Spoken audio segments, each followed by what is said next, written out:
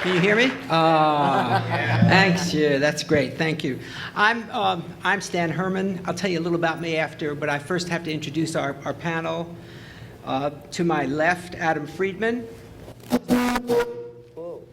Director of Pratt Center for Community Development, leading expert in building sustainable communities within the manufacturing sector. Very important.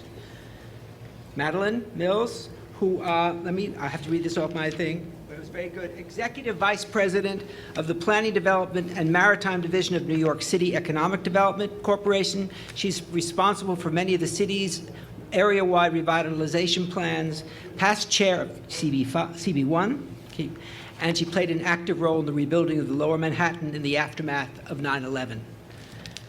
Edgar, who I've known for many, many years. Edgar is Secretary-Treasurer of the Workers United, SEIV, as well as the manager of the New York Metropolitan Area Joint Board, a local representing thousands of workers in the garment district. Joe, new friend, somebody I didn't know, but I'm going to know more about, who is the founder of the Garment Center Supplier Association, Joe Ferreira, that is, leading contractor of designer clothing in New York City, long list of proactive efforts to keep the Garment Center viable, and I just heard before was on Community Board 5. My very close friend, one of America's leading designers, Yoli Tang, who's actually responsible for my getting up here today. She is a true activist in our industry. You're going to hear more and more from her. And if you haven't seen her store, it's on 38th, right off Fifth Avenue, and right in back of Lord & Taylor, and the clothes are great, right? Thank you. Very good. And Eric Gural, who's been very important to us with our, he's one of the people that we can really talk to about real estate. He's the executive managing director of the Newmark Knight Frank Corporation, is on the Fashion Center bid, and an active in managing and leasing property within the Garment Center. Is everybody? Everybody, give them a hand, okay?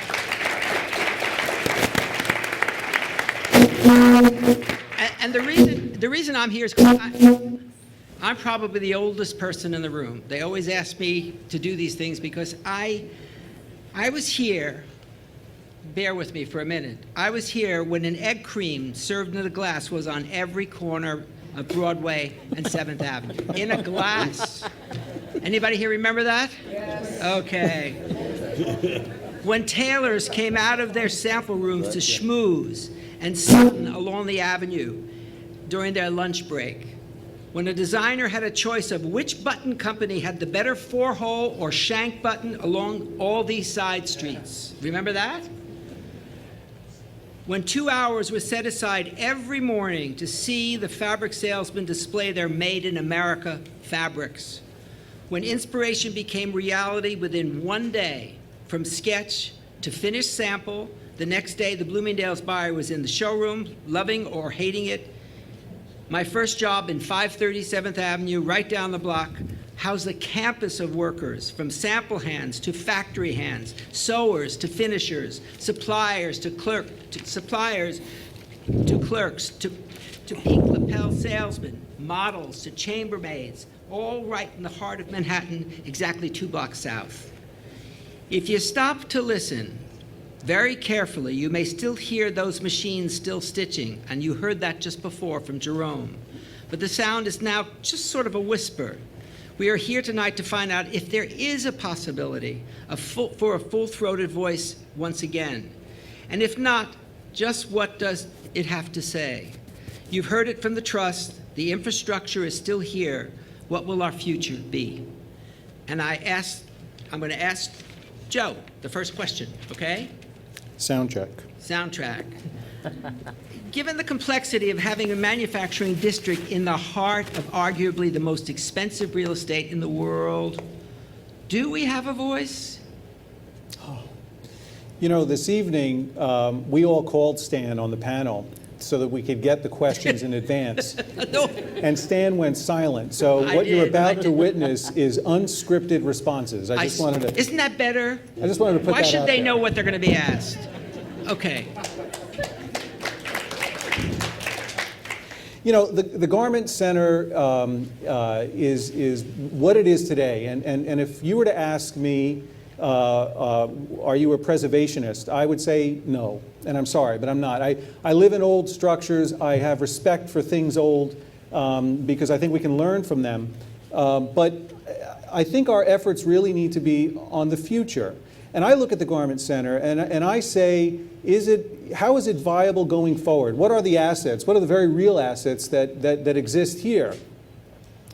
The Garment Center is filled with entrepreneurs. We live in a city of entrepreneurs. Most of the people in this room, most of the people on this stage were entrepreneurs.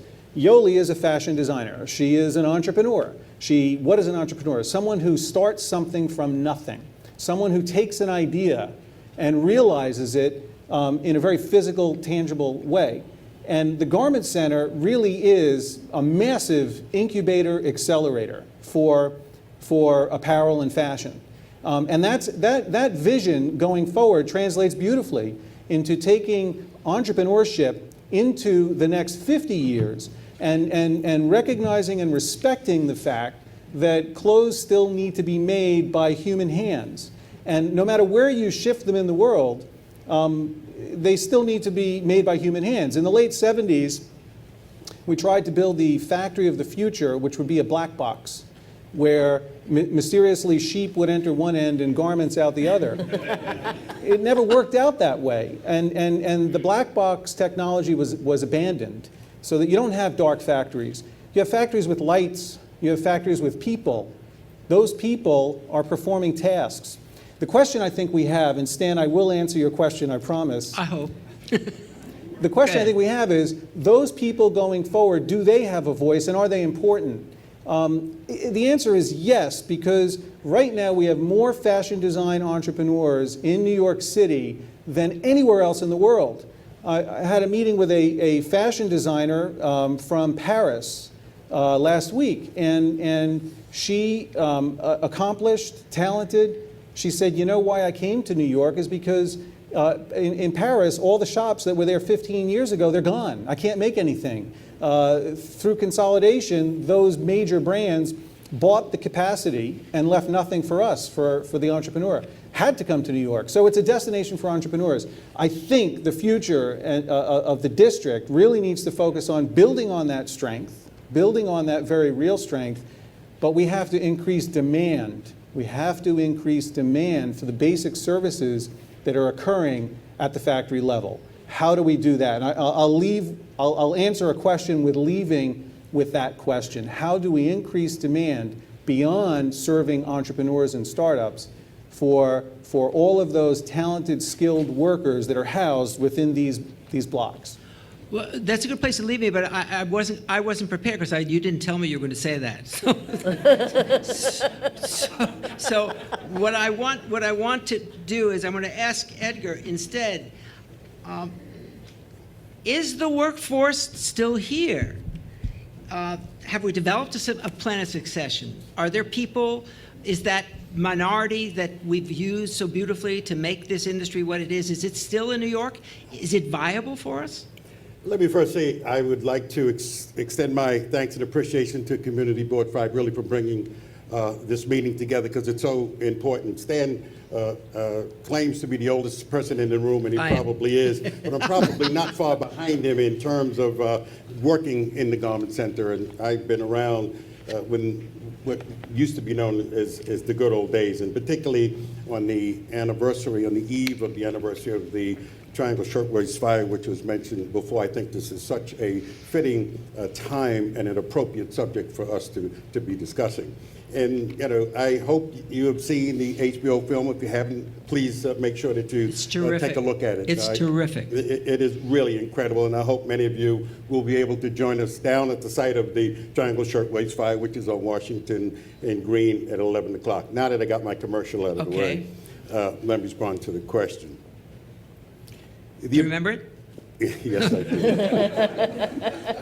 The apparel industry for many years was a segue and a gateway for immigrant workers that came into this country that did not need to be able to speak the English language, but were able to get a job. And if you go back to 1900s when the garment industry started, to 1911 where those workers unfortunately died, very few of those folks spoke English. Most of them were young Jewish women or young Italian women and men, all right? But they didn't have to learn how to speak the English language, but they were able to come to a city because of the promise that America brought for them.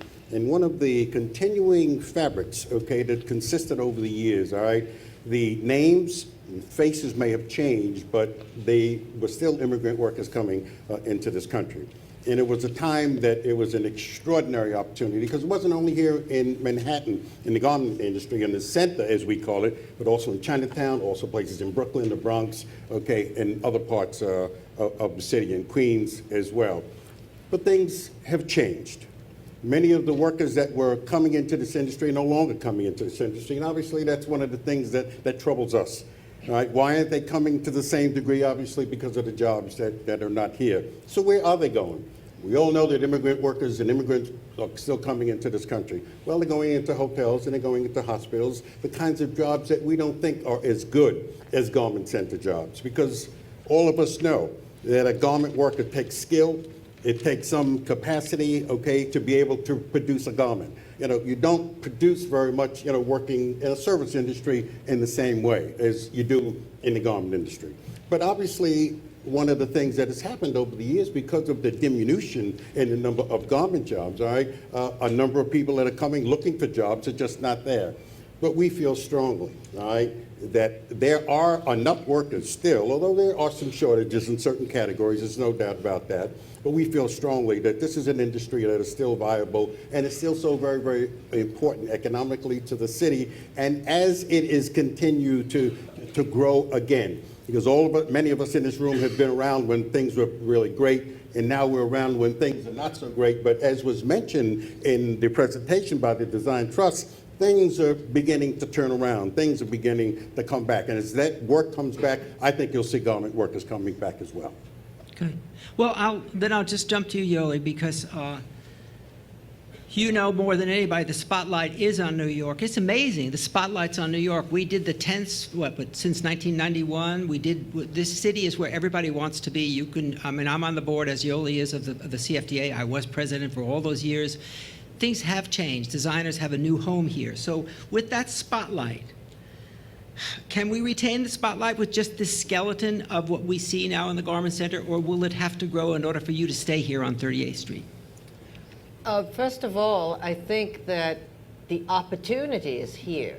That's why the spotlight is here. And as long as we have schools graduating new designers that are very talented, that's world class, you know, we will prevail. I think what needs to happen now is somehow we have to inspire the consumer to care about things that are locally made. You mean made in New York, about being made in New York? Made in New America? York, made in Okay. America, Okay. but made locally. Right. That's the point that I'm making, because, you know, there's an increased appreciation of locally grown. I think that if there's a return and an appreciation of locally made, it would really sustain and grow the industry in a necessary way. However, because we have such a powerful group of entrepreneurs graduating, I think that it really ensures a future, because, you know, I remember when I started, I found a way to do everything. So a way will be found. However, the cluster is important because it saves us time. You mean the cluster called the Yes. Garment Center? Okay. Exactly.